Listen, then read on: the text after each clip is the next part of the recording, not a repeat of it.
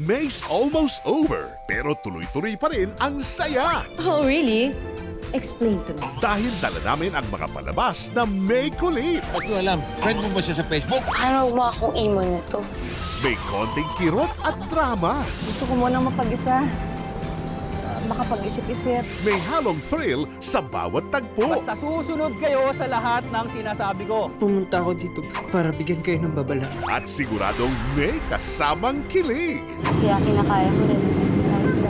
Di magiging maybe ang saya ngayong linggo dahil garantisado na namin ang free movies for everyone.